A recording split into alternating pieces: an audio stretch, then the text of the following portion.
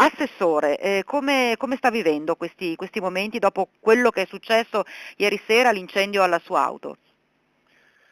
Beh, è stato un po' un shock alla vista che non pensavo fosse la mia macchina tutto sommato, perché appunto si era capito che c'era una macchina in fiamme, ma non certo pensavo che fosse la mia.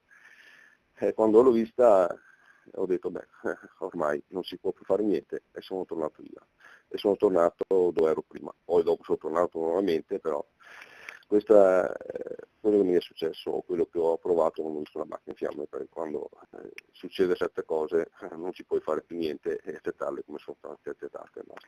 La prende con filosofia l'assessore leghista di Tezze Gianpietro Visentin dopo il rogo alla sua Jaguar parcheggiata in via 25 aprile mentre era in corso un incontro tra i candidati a sindaco del paese. Il dolo tra le ipotesi più accreditate, anche se Visentin preferisce non sbilanciarsi, lasciando lavorare i carabinieri, dice, cui ha sporto denunce e che ora stanno seguendo le indagini. È preoccupato lei? No, per niente. Questo episodio, questa cosa la ferma? No, Mm. anzi sono talmente tranquillo che non mi preoccupano queste cose, perché alla fine dico succedono, può succedere, ma non mi preoccupa.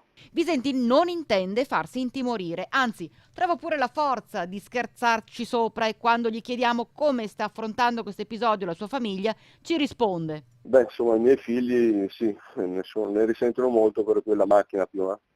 Ne hanno Ah, acquistata, la volevano più loro che me, tutto qua.